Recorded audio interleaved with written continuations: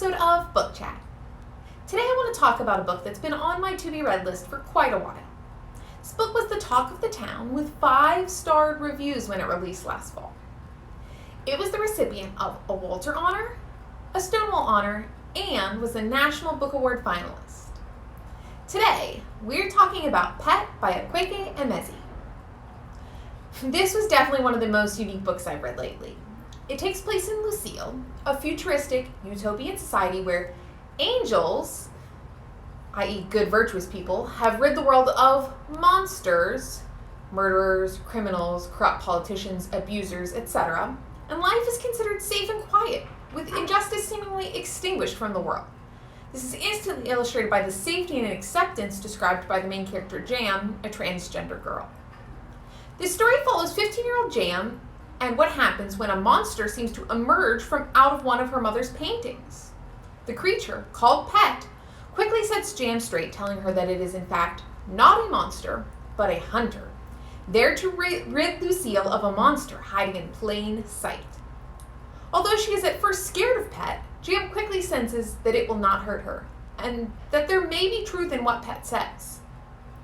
When Pet tells Jam that her best friend is in danger, Jam joins the hunt, wondering how she can find a monster that nobody knows is even there.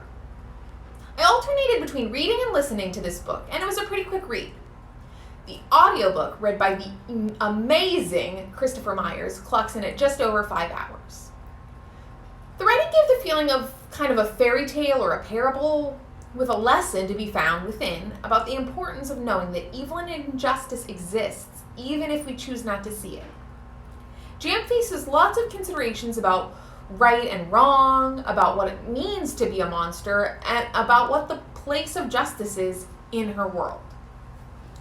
Reading this felt very similar to my experience reading A Monster Calls by Patrick Ness. This book is actually marketed as fantasy and thus acknowledges Pet to truly exist, so I didn't face the same questions about whether Pet was real or imagined, but it does have a very similar eerie and ethereal quality to it, with this fantastical creature that's existing alongside Jam's everyday life and world. Again, as I said before, it felt very much like a modern parable, like A Monster Calls did. As I read, I found Jam to be the most endearing character. Partially verbal, she speaks mostly through sign, only voicing the most important things. She's tough, she stands her ground, she's curious, she feels love for her family and friends so deeply. I found that I loved her just as much as I instantly loved the image of her on the cover. A mix of fantasy, suspense, and adventure, I enjoyed the unique read that this was. If you are looking for something truly different to anything you've read lately, I would highly suggest Pet. I will warn that as the book continues, it ventures into darker territory and touches on some pretty tough stuff, but I think that really adds to its power and impact. It is available as an ebook from the Loudoun County Public Library through Overdrive. Hope you'll give it a chance. So next up on Book Chat, I know that in addition to being big readers, quite a few of you are also big writers.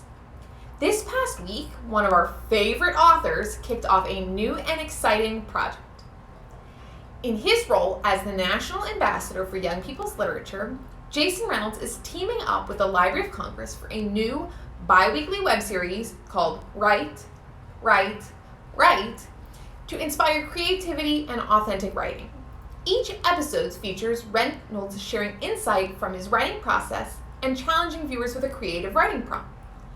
The first few episodes have asked viewers to do some pretty cool stuff, like create an award for themselves or describe a tattoo that they would get. Tune in every Tuesday and Thursday for a new episode. It's a great way to keep yourself inspired. I'll drop the link in our bio and on Google Classroom. Before I go, I wanted to remind everyone that we're kicking off our new Lit Reviews team this week. If you want to be a part of the fun, fill out the interest link so we can send you the permission form.